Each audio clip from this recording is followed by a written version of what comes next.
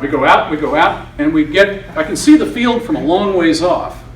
And it's just people everywhere in this big tent. And I'm thinking, it looks like, when I grew up here, you ever seen those big revivals where they put the big tent, everybody comes, preacher gets all fired up? That's what it looked like was getting ready to happen.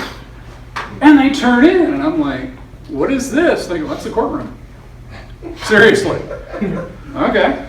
So we pull in, these guys stick to me like glue, and they say, yeah, some of this guy's friends don't like you.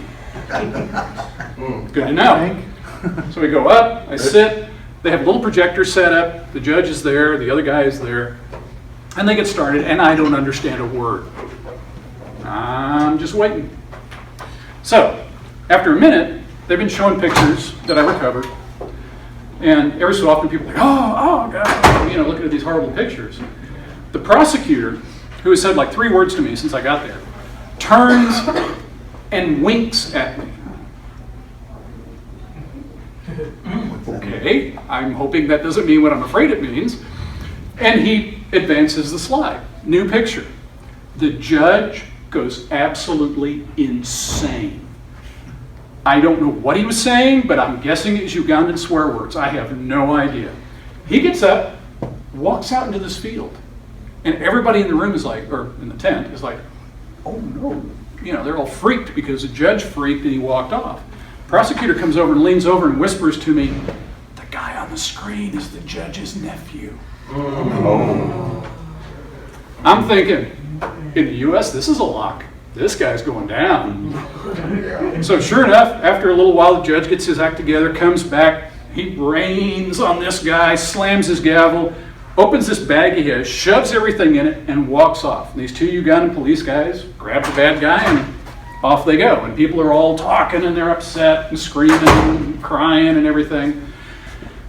And I'm like, now what? And the prosecutor says, well, that's pretty much it. I said, well, in the U.S., I usually have to come back for, the sentencing phase. And the prosecutor goes, oh no, that's already been dealt with. Don't worry about that. Really? And about that time I hear off in the distance, which is kind of like a starting gun, because these 2 army guys grabbed an arm each, picked me up, and we went to the car. And they're going, oh yeah, his friends are really not going to like you now. So they stuff me in the car, they radio ahead, we are flying down these roads in this Hummer, which by the way is a really uncomfortable machine to be traveling that fast in. Yeah. They pull up as close to the airplane as they can get, and it's running. And they say, get on, send the vest back when you get time. And I'm not even in the seat and buckled, and we are wheels up and gone. And I get back to my office and start dawning on me what I've just been through. It's like, And my buddy with the Department of State calls me up and he says, do I even need to tell you never to go back to Uganda? It's like, no, we're good. I think I got that one. Thank you. So that was probably one of the most bizarre cases I've ever had to work. I'll tell you the biggest near miss while I was in Germany. And just so you guys understand, I'm telling you these stories so you know some of the way cool stuff up here before I start talking about all the real dead boring stuff down here. So we'll get you woke up and then I'll put you back to sleep. So it's early one morning, Stuttgart, I get to work, I have, guess what in my hand? Coffee. See, I told you, there's a theme here, coffee. I'm trying to suck enough down to actually get a couple of brain cells to engage. And these 2 guys come walking in, Navy guys, in uniform, bristling with guns, and they have this giant Pelican case, big ballistic plastic case. And they have this thing chained up like they got Houdini inside. Set it in front of me, guy stuffs this clipboard with that yay much paper on it in my hand. He goes, here, this is yours. Really? I didn't order that. So, okay, set the coffee cup down, and I'm looking. Who knows what the term redacted means? I know you do. Okay, so redacted, you've seen it. When you have a document and somebody's taken a dark marker and blacked something out so you can't see it, it's called redacted. So there are these things in our world known as chain of custody sheets. So when I take a piece of evidence in, every time that evidence changes hands or goes somewhere, there's a complete log So that in court, we can say exactly what that evidence did, where it went, who touched it. This is the first time I've ever seen an evidence sheet with redaction marks, which means it will not stand up in court. Period. Not happening.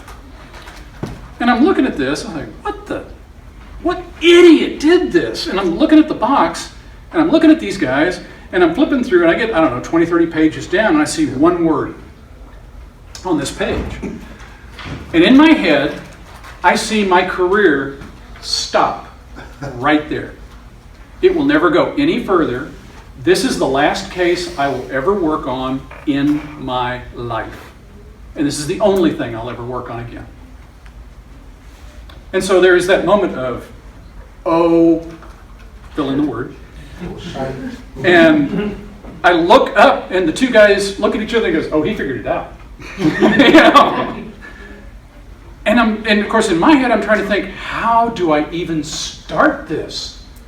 It completely blew my mind. And while I'm standing there trying to figure it out, these two other gentlemen walk in rather cheap, tacky suits. Of course, that means they're FBI. And they pull out their badges and go, ours. They take the clipboard, they tell the guys, grab the box, off they go. I went, because that box came back to the United States. I know the investigator that ended up with that case. I run into him occasionally. And I deliberately am mean to him, because I go, dude, worked on anything else recently? He's like, shut up. You could have kept it. No, FBI took it. It was yours. But I will tell you, in that case, anybody want to take a wild guess what was in it? Osama bin Laden's computer. It had just been seized. They'd just taken him out. The McRaven's name. Was it McRaven on the list of chain of custody? Can't say. Yes, sir. What was the word? The word. The word you read that you said. Yeah, Oh, it was the location of where it was seized from. It was the name of the city or town. Yeah. I thought the word was going to be Nixon. There was a whole bunch of them. Wasn't there, there was a whole series of them, wasn't there, guys? Yeah. Actually, I cannot confirm or deny what all was in the case. It wasn't just like one computer. It may have been multiple hard drives from multiple computers. I did talk to one other gentleman who worked on clearing the evidence. He said there were okay, I saw somebody eating. I'm going to try and be real cool here, so guys, just take this with a grain of salt. There are actually pieces of Osama bin Laden still stuck to some of the things that were in there. So, yeah. Yummy. Yummy. Why would they consider that actually the last case you'd ever work on? Why would it take so long to do? Okay, so you process all the evidence. You are now the expert. So the guy that did has had to go testify in front of virtually every member of Congress individually. He has been called before Senate Arms Committees individually. And if something happens out over here, and they're like, oh, did Al-Qaeda know about it?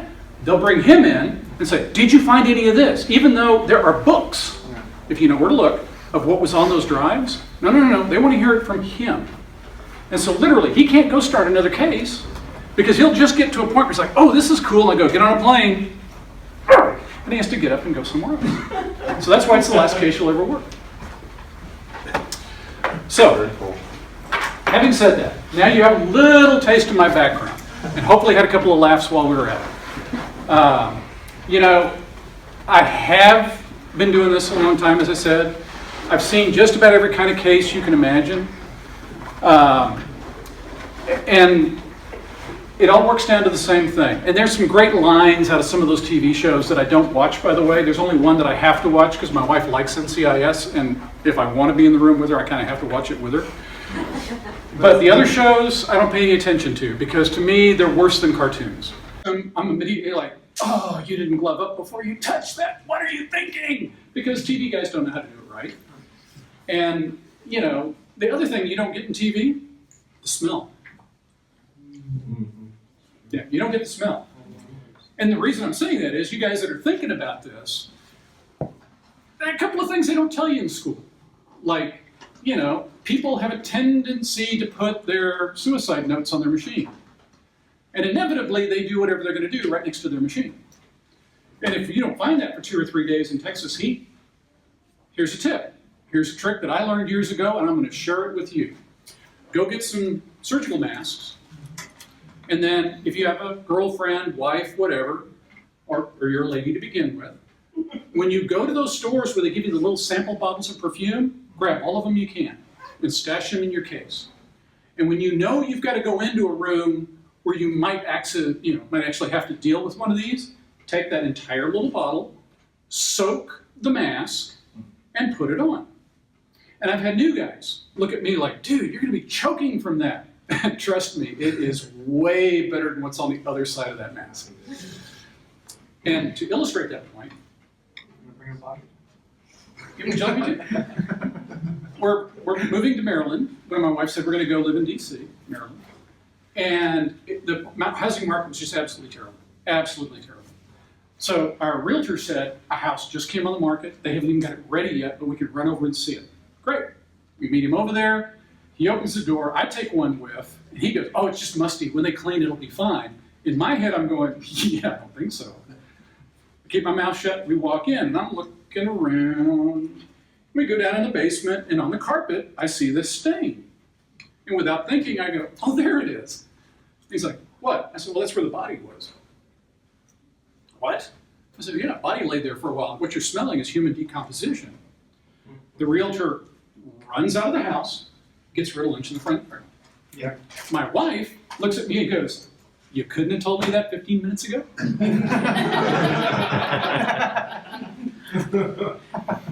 Sometimes my jokes have a mean streak. I try not to.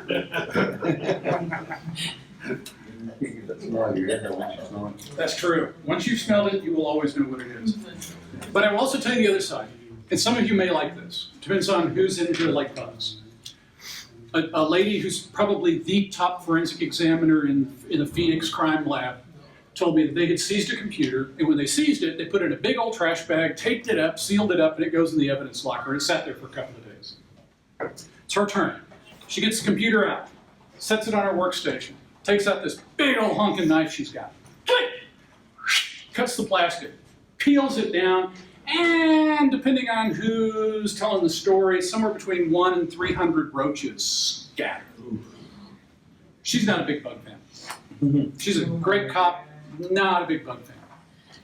And that's the problem, is, people think it's all sterile. It's a computer. You think about the computer you got at home. It might have a little dust in it. Now, when you get into this, there's some real hazards out there. If you actually start working drug cases, the other thing I tell new guys is there's a technique called double gloving. You put on a rubber glove, you put another one on over that just in case there's a tear in the first one. Because if you get a computer that was used around the manufacture of certain drugs, just touching it with your fingers could make you sick for several weeks or even kill you just from that contact. So, a lot of things you got to think about. Now, having told you that gamut, I'm always asked, why do you do this? It's a real easy answer.